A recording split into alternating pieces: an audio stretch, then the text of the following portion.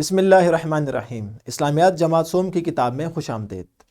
آج ہم سبق نمبر 3 کا تعارف پڑھیں گے اور دیکھیں گے کہ اس سبق میں کون کون سی چیزیں ہم نے یاد بھی کرنی ہے اور ان کا ترجمہ بھی ہم نے سمجھنا ہے اور یاد کرنا ہے، اس لیے کہ یہ سبق نمبر 3 ہے اور اس سبق کا نام ہی ہے حفظ و ترجمہ، یعنی حفظ بھی کرنا ہے اور اس کا ترجمہ بھی آپ نے سیکھنا ہے۔ تو چلتے ہیں، سب سے پہلے ہم دیکھتے ہیں آج کے حاصلات تعلم کی طرف اور دیکھتے ہیں کہ وہاں پر حاصلات تعلم ہم سے کیا مطالبہ کر رہے ہیں۔ تو اپنی کتاب کا متعلقہ صفحہ کھول لیجئے اور میرے ساتھ مل کر ان ایس ایل اوز کو دیکھیے۔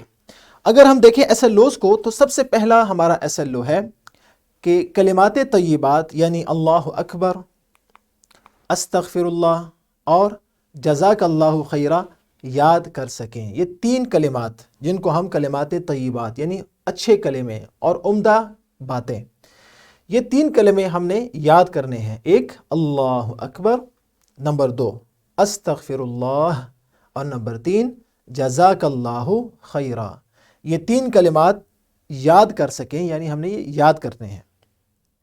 ایس ایل او نمبر 2، ان کلمات کے معانی و مفاہیم جان سکیں، یعنی ان کا معنی بھی جان سکیں اور ان کا مفہوم بھی جان سکیں، اور ان کلمات کو موقع کی مناسبت سے اپنی روزمرہ زندگی میں پڑھ سکیں کہ کون سا ایسا موقع ہے جہاں پر ہمیں اللہ اکبر کہنا چاہیے، کون سے ایسے مواقع ہیں اور کون سے ایسے مقامات ہیں جہاں پر ہمیں استغفر اللہ اور جزاک اللہ خیرن کہنا چاہیے۔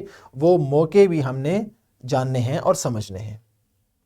3 کلمات کے بعد ہم نے مکمل نماز درست تلفظ اور روانی کے ساتھ یاد کرنی ہے اور یاد کر کے ادا کرنے کے عادی بن سکیں، یہ ہے۔ یعنی صرف ہم نے یاد نہیں کرنا بلکہ ہم نے یہ نماز ادا بھی کرنی ہے مکمل پابندی کے ساتھ، اس لیے کہ نماز فرض ہے۔ ایس ایل او نمبر 4، درود ابراہیمی کو درست تلفظ اور روانی کے ساتھ یاد کر کے کثرت سے درود پڑھنے کے عادی بن سکیں۔ صرف درود یاد نہیں کرنا بلکہ اس کو پڑھنا ہے، اور پڑھنا کیسے ہے؟ کثرت سے پڑھنا ہے، روزمرہ زندگی میں وقت نکالنا ہے اور اس کے لیے وقت مختص کرنا ہے آپ نے۔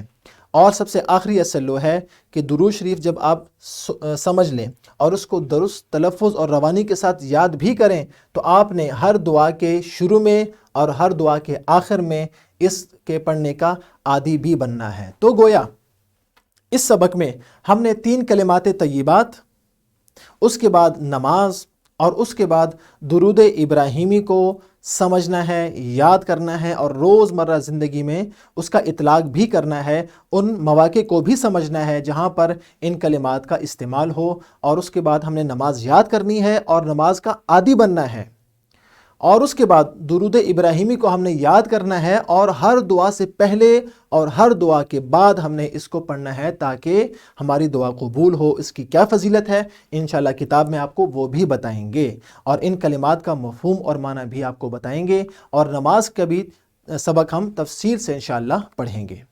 اب ہم چلتے ہیں کتاب کی جانب اور دیکھتے ہیں کہ کتاب میں ہمارے لیے کیا کیا چیزیں موجود ہیں۔ تو آپ اپنی کتاب کا صفحہ نمبر 8 کھول لیجئے اور مل کر دیکھتے ہیں کہ اس کتاب میں ان اسباق کے بارے میں کیا کچھ موجود ہے۔ سب سے پہلا QR کوڈ جس کی مدد سے آپ یہ ویڈیو دیکھ رہے ہیں، اس میں اس پورے سبق کا خلاصہ اور تعارف موجود ہے۔ اس کے بعد سبق کا نام، حفظ و ترجمہ یعنی کلمات طیبات، ساتھ سبق کا نمبر لکھا ہوا ہے۔ اس کے بعد ایس ایل اوز ہیں جو کہ ہم ابھی تفصیل سے پڑھ چکے ہیں، اور اس کے بعد ہیں ذرا سوچیں کہ کچھ آسان سے سوالات جو کہ ہم اس QR کوڈ کی مدد سے پڑھیں گے۔ اس کے بعد ہم شروع کریں گے اپنا پہلا لفظ 3 الفاظ میں سے اور 3 کلمات میں سے پہلا کلمہ یعنی اللہ اکبر، اور اس کا معنی، اس کا مفہوم اور وہ مواقع جہاں پر یہ پڑھنے چاہیے وہ ہم پڑھیں گے۔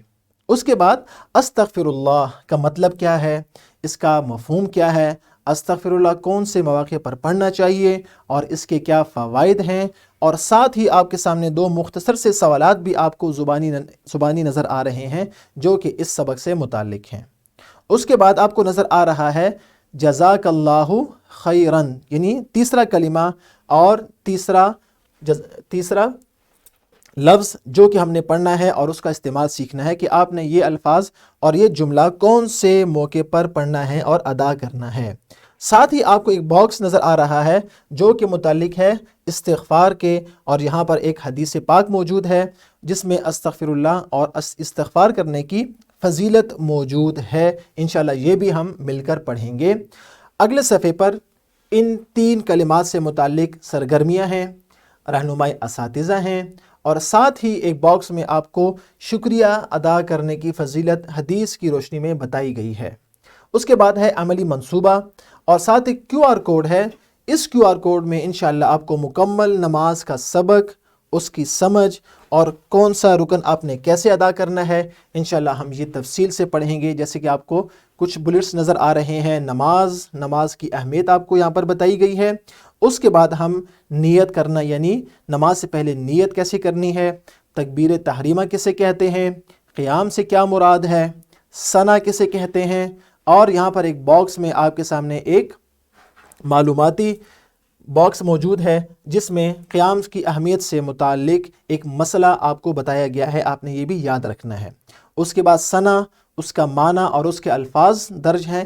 اگلے صفحے پر اگر ہم جائیں صفحہ نمبر 10 پر، تو دوسرا QR کوڈ موجود ہے جس کی مدد سے انشاءاللہ ہم تعوذ، تسمیہ، سورۃ الفاتحہ، سورۃ الاخلاص، رکوع، قومہ، سجدہ اور سجدے سے متعلق ایک حدیث پاک آپ کو بتائیں گے۔ صفحہ نمبر 11 پر اگر آپ دیکھیں تو یہاں پر QR کوڈ موجود ہے جس کی مدد سے ہم جلسہ، قعدہ، تشہد، درود ابراہیمی اور اس درود ابراہیمی کی فضیلت اور سب سے آخر میں پڑھی جانے والی دعا موجود ہے، انشاءاللہ ہم اس کو بھی مل کر پڑھیں گے۔ اور اس کے بعد صفحہ نمبر 12 پر سلام، یعنی جیسے ہی ہم نماز مکمل کرتے ہیں اس کا طریقہ آپ کو بتائیں گے، اور کون سے الفاظ کہنے چاہیے وہ بھی آپ کو بتائیں گے۔ اس کے ساتھ ہی سبق کا اختتام ہوگا اور ہماری شروع ہوگی مشق، اور مشق میں ہم کوشش یہ کرتے ہیں، چونکہ یہ زبانی یاد کرنے سے متعلق ہے، سننے اور بولنے سے متعلق یہ سبق ہے، ہم نے اس میں لکھنے کے سوالات بہت کم رکھے ہیں، اور جو سوالات ہیں اساتذہ ان سوالات کے علاوہ کچھ دیگر سوالات بھی پوچھ سکتے ہیں جو کہ سبق سے متعلق ہوں اور سبق کی تفہیم میں مفید ثابت ہوں۔ ایسے سوالات بھی پوچھے جا سکتے ہیں ان سوالات کے علاوہ۔ اس کے بعد ہیں سرگرمیاں، اور سرگرمیاں کے بعد رہنمائی اساتذہ، اور اس کے بعد ہے عملی منصوبہ، اور سب سے آخر میں ہے مزید پڑھیں۔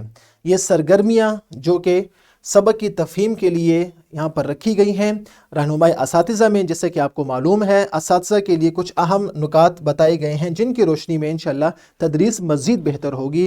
اور عملی منصوبہ ہر سبق کے اختتام پر ایک ہی ہوتا ہے جس پر عمل کرنا سب کے لیے ضروری ہے، اور مزید پڑھیں میں کچھ لنکس دیے گئے ہیں جن کی مدد سے آپ اس سبق سے متعلق کچھ دیگر معلومات بھی سمجھ سکتے ہیں۔ یہ تھا اس سبق کا خلاصہ، اور مجھے یقین ہے کہ آپ نے اس کی مدد سے پورا سبق سمجھ لیا ہوگا اور آپ کل کے سبق کے لیے بالکل تیار ہیں۔ انشاءاللہ کل سے اس سبق کا باقاعدہ آغاز کریں گے، اور ہر لیکچر کے ساتھ اس کی PPT، اس سبق کا لیسن پلان اور ورک شیٹ بھی موجود ہوگی جو کہ آپ کے لیے مفید ثابت ہوگی۔ اگلے سبق میں پھر ملاقات ہوگی۔ فی امان اللہ۔